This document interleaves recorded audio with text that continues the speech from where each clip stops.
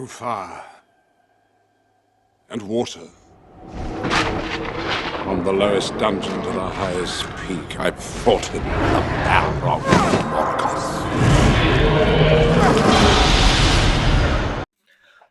Morgoth. Hello fellow YouTube friends, followers, fools and flabbergastas, my name is Maceland and it's time for another easy PvE build guide. And as you all probably anticipate, this is a guide on Rifle Power Mechanist. Yes, everyone's greatest nightmare build in instance content is back. And that right on time when I reach 10,000 subs. I guess that's destiny. Anyway, Power Rifle Mechanist is a very simple to play elite specialization with a solid damage output. It's a great beginner pick for all kinds of group PvE and solo gameplay. With a few larger gear changes, it can provide itself with full uptimes on might, fury, quickness, alacrity and protection, making it a great damage and alacrity support build for open world. But don't underestimate its capabilities to solo difficult content because it is excellent at that too.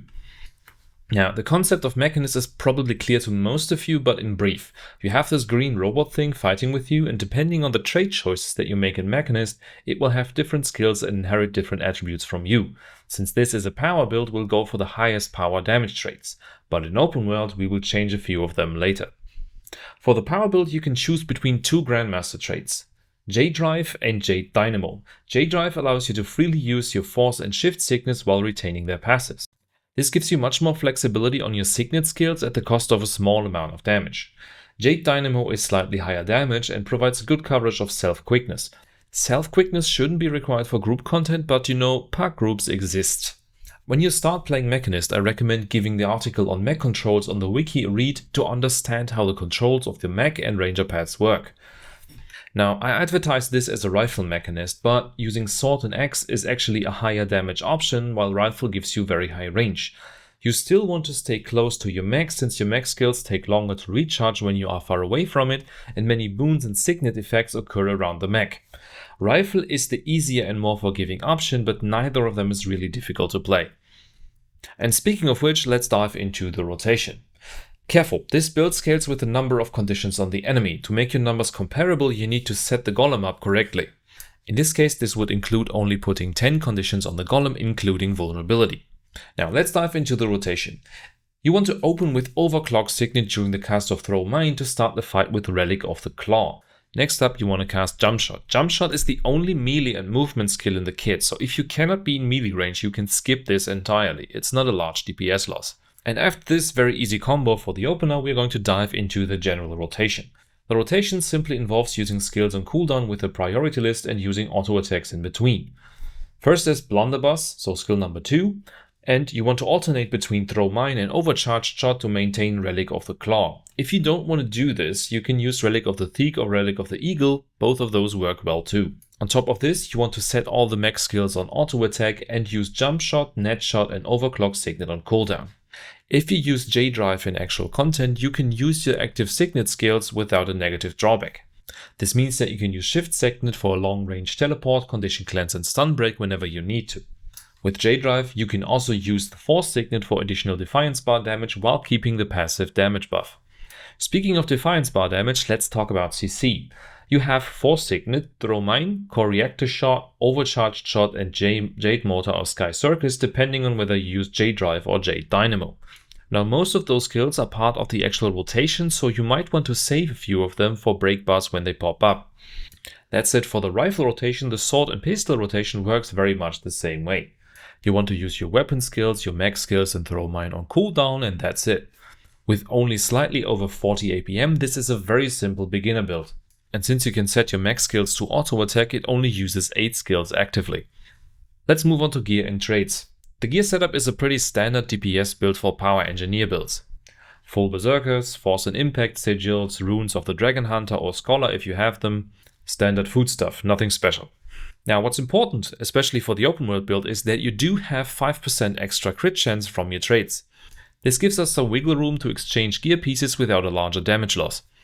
And that brings me to the open world build. For open world, as always, it can make sense to make a build more forgiving so that you can sustain on your own. The first and most straightforward step to increase survivability is to use a Relic of Zagros. This is a massive boost to survivability as playing alone, as you will heal for 4% of your damage dealt. Note that on Mechanist, this only applies to the damage you deal, not the damage from your mech. But we're also going to make a few additional changes. First off, you were slotting barrier sign. On using this skill, this will apply small amounts of barrier, which will be important later. Next up, we're going to use channeling conduits in Mechanist, the trait, and put utility goggles on our utility bar. This trait change and utility goggles allows us to cover protection on ourselves with enough wound duration, giving us a whopping 33% less strike damage taken. This is pretty massive, don't underestimate how strong this is. When it comes to self-healing, your strongest healing source is Healing Turret. Using both casts of Healing Turret in quick succession does an absurd amount of healing, both directly from the skill and by blasting the water field with a blast finisher. It further applies regeneration to you for a good amount of time, which is boosted by 20% by a Mechanist trait. Now, this build is technically capable of maintaining all boons on itself in an easy fashion, but what you need for this is a very large amount of boon duration. In order to get you the around 60% boon duration required to maintain all boons on yourself, you need to make a few larger gear changes. But if you can't afford it, it's not a big deal, just do it piece by piece and start with exotic diviner trinkets. Note that superior runes or fireworks are usually a great option for power builds to obtain boon duration, but boon duration itself is not inherited by your mech, only your concentration stat is. That's why I recommend going for diviner's gear in this case. Now, if you want to solo really difficult content in open world and you want the most comfortable option available, you can use a short bow instead of a rifle. Short bow doesn't have the best power coefficient, so it does lower damage, but it is an insanely tanky weapon with additional healing, barrier, condition cleansers and protection on it.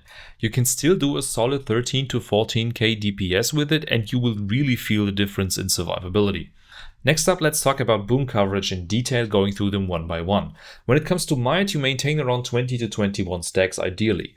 This is covered by blunderbuss and all mech skills via the trait high impact drivers. As is the case for most boons that you'll see here, getting them is related to being close to your mech, so keep an eye on it and stay close to it. Fury is one of the boons that you will have regardless, because both the traits short fuse and no scope don't rely on your mech. Covering quickness, on the other hand, is directly related to your mech casting skills. The same applies to alacrity. Alacrity is covered by channeling conduits, crisis zone and barrier signet. The trait J Dynamo reduces the charge of mech skills, actually making alacrity coverage much easier. And then again, having shift signet copy your boons to your mech is actually important, because the mech having alacrity makes it easier to cover alacrity on everyone. As I explained before, when it comes to protection, this is covered by crisis zone and utility goggles if you use them on cooldown. Another great side effect of using these two skills is that you will have a partial uptime on resistance, aegis and stability as well. Now, the last boon that you can cover 100% is regeneration, and this is covered by your healing turret. When it comes to vulnerability, the trait Steel Pack Powder paired with a rifle burst grenade from your auto attacks applies around 15 to 16 stacks of vulnerability. Now, of course, making all those sacrifices to cover boons on yourself will cost you DPS in group content. There are still two pretty large levers that will lift the damage of this build up when you have people around you. The first is, as I just said, not covering vulnerability with 25 stacks, and the second one is the trait Modified Ammunition. You're not really applying many conditions on your own with Modified Ammunition, so the damage of this build gets lifted up noticeably when other people apply additional conditions for you. So saying that Rifle Mechanist does more than enough damage to clear everything in open world is a pretty drastic understatement. In the last part of the video, let's talk about how to deal with incoming conditions and control effects. Your mech skill 2, Crisis Zone, applies a long-lasting stack of stability and is a stun break. The other two stun breaks you have available are Utility Goggles and Shift Signet. When it comes to condition cleanses, you have Utility Goggles, Crisis Zone, Shift Signet and your Healing Turret. Now, you can use all but Shift Signet on cooldown and save that for emergencies, because it does everything at once. It is a stun break, it cleanses conditions, and it teleports you and your mech out of bad stuff. Alright, that's it for today. Feel free to like and subscribe for the YouTube algorithm. I hope this video was insightful for you and made you want to try Power Mechanist. I mean, there's no reason not to. Pugs are gonna be full of Power Mechanists again, aren't they? No! God! No! God, please, no! No! No! No! This sound is gonna haunt us forever.